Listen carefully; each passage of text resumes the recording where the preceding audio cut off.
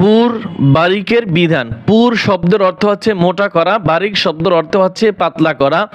আল্লাহর শব্দের লাম পুর এবং বারিক। আল্লাহর শব্দের লাম পুর এবং বারিক এবং র হরফ আছে। কেউ ভিডিওটা স্কিপ করবেন না, আল্লাহ শব্দের লাম দেখেই চলে যাবেন না। এখানে কিন্তু আল্লাহ শব্দের লাম পুর বারিক পড়ার নিয়ম অনেকে জানেন, কিন্তু র হরফের পুর এবং বারিক আমি নিজেই আমার জানতে কষ্ট হয়ে যায়, এতগুলো নিয়ম রয়েছে। ঠিক আছে, তাহলে কেউ স্কিপ করবেন না, সবাই দেখবেন ইনশাআল্লাহ। তাহলে র হরফ এবং লাম হরফ পুর এবং বারিক পড়ার সঠিক নিয়মগুলি আপনি জানতে পারবেন ইনশাআল্লাহ। অনেক গুরুত্বপূর্ণ হবে, সবাই সম্পূর্ণ দেখবেন। আল্লাহ শব্দের লাম পুর এবং বারিক। ডানে জবর বা পেশ হইলে, আল্লাহর যে শব্দের লাম আছে, এই যে আল্লাহর লাম আছে, তার ডানে জবর অথবা পেশ হইলে, ডানে জবর অথবা পেশ হইলে মোটা হয়। এই দেখেন জবর দিয়ে হামজা লাম জবর আল লাম খারা জবর ল, উচ্চারণটা হবে কি পোর, মোটা। পোর শব্দের অর্থ কি মোটা। এই মোটা কিরকম হবে? লাম খারা জবর ল, আল্লাহ হাফিসু, আল্লাহু, হামজা লাম জবর আল লাম খারা জবর ল, লাম খারা জবর লা পড়বেন না, লাম খারা জবর ল। আর একটা হচ্ছে লাম খারা জবর লা, লা হচ্ছে পাতলা, লা শব্দ পাতলা আর ল শব্দ মোটা। আল্লাহ হা মিম বেশ হুম, মিম জবর মা, আল্লাহুম্মা। নুন সদ জবর নাস, র লাম পেশ রুল, নাস রুল, লাম খারা জবর ল। ভুল করে লাম খারা জবর লা বলবেন না, লাম খারা জবর ল, নাসরুল্লাহ, হাজির হি, নাসরুল্লাহি। এ হচ্ছে আল্লাহ লাম মোটা। এবার পাতলা। ডানে জের হইলে বারিক হইবে, ডানে জের হইলে কি হবে? বারিক হবে। লাম লাম জের লিল, লাম খারা জবর লা। আবার যদি এখানে ভুল করে পড়েন লাম খারা জবর ল, পড়া যাবে না, লাম খারা জবর লা, লিল্লাহ, হাজির হি, লিল্লাহি, লিল্লাহি। অরজ বর সিন অবেশ সু, অরসু, লাম লাম জের লিল, লাম খারা জবর লা, রসুলিল্লাহ, হাজির হি, রসুলিল্লাহি, রসুলিল্লাহি। বা লাম জের বিল, লাম খারা জবর লা, বিল্লাহ, হাজির হি, বিল্লাহি, বিল্লাহি। 1 2 2 3, এই তিনটে উদাহরণ হচ্ছে বারিকের। আল্লাহ লাম কখন পাতলা হবে। এখন আসি র হরফ কখন পাতলা হবে, কখন মোটা হবে। র হরফের বিধান, নিম্নোক্ত অবস্থায় পুর হইবে। তা এর নিয়ম আছে 7টার মতো। এরপরে আছে আবার ইসমাম আছে, ইসমাম রয়েছে এক জায়গায়, ইমালা রয়েছে। এরপরে হচ্ছে আপনার বারিক হওয়ার নিয়ম আলাদা রয়েছে। তো এখন আমরা পোরগুলো দেখতেছি। র জবর র, র হা জবর রহ, সরি দেখেন নিয়মটা পড়ছি।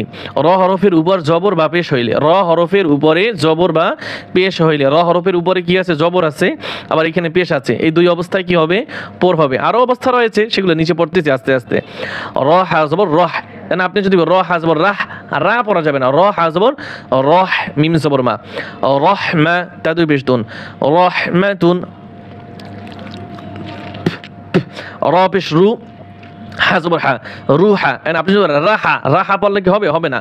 র পেশ রু, হা জবর হা, রুহা, মিম আলিফ জবর মা, রুহামা, হামজা পেশ উ, রুহামা উ, রুহামা উ। এরপরে র সাকিন ডানে জবর বা পেশ হইলে, র সাকিন ডানে জবর বা পেশ হইলে, র সাকিন ডানে জবর বা পেশ হইলে। এই দেখেন র সাকিন, র কি আসছে? রর উপরে সাকিন আসছে, ডানে জবর আছে, আর এখানে ডানে পেশ আছে। তাহলে এই দুই অবস্থায় কি হবে? র মোটা হবে। কফ র জবর কর, কফ র জবর কর, ইয়া জবর ইয়া, তা দুই জের তিন, কর ইয়া তিন, কর ইয়া তিন। কফ র পেশ কুর, কফ র পেশ কুর, হামজা খারা জবর আ, কুর আ, নুন দুই পেশ নুন, কুর আ নুন, কুর আ নুন।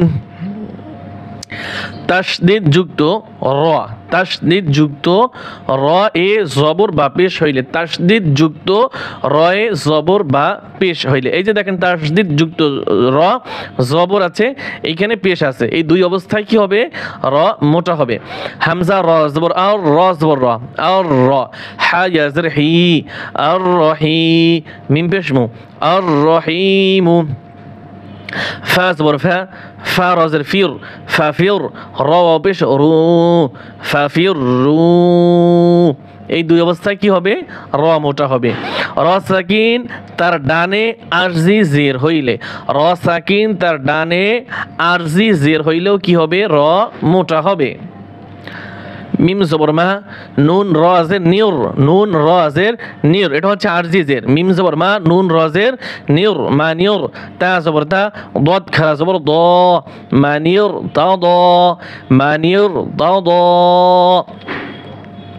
এরপরে র সাকিনের পরে মোটা হরফ আসিলে, র সাকিনের পরে যদি মোটা হরফ আসে, এই যে দেখেন র সাকিন এর পরে কি আসছে? মোটা হরফ। যে ত মোটা হরফ, সদ কি মোটা হরফ? মোটা হরফ হচ্ছে 60টি। মোটা হরফ কয়টি? 60টি। সদ, দ, ত, জ, ফা, ক, সরি মোটা হরফ কয়টি? 60টি। কি কি? এক নম্বরে সদ, দদ, ত, জ, খ, গইন, কফ, এই 60টি হরফ কি? মোটা। এই 60টি হরফ আসলেও কি হবে? র মোটা হবে। কফ র জের কির, ত আলিফ জবর ত, কির দ, সিন দুই সিন, কির দস।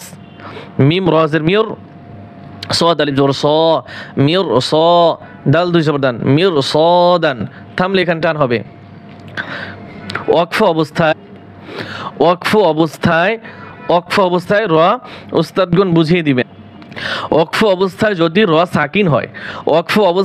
র সাকিন হয়, তাহলে র কি হবে? মোটা হবে। যেমন ওয়ালাম জবর ওয়াল, আইন সদ জবর আস, ওয়াল আস। এই যে এখন এখানে বলি, কোন জায়গায় র জবর র থাকতে পারে, র জবর র জির থাকতে পারে, পেশ থাকতে পারে, কিন্তু রর উপরে যদি কি হয়? ওয়াকফ অবস্থায় সবসময় ওয়াকফ করলে অক্ষর উপরে সাকিন পড়ে। ওয়াকফ হইলে অক্ষরের উপরে কি পড়ে? সাকিন পড়ে। তাই এখানে ওয়াল আস রি ছিল, রজের রি ছিল। তাই যখন অক্ফ করব তখন এই যে রর উপরে কি পড়বে? জজম পড়বে। তাহলে কি হবে? র মোটা হবে। ওয়াল আসর, আসর, র মোটা হবে। ইন্নাল ইনসানা লাফি খুসর, খুসর। তো ওয়াকফ অবস্থায় যদি রর উপরে সাকিন হয় তাহলে কি হবে? র মোটা হবে।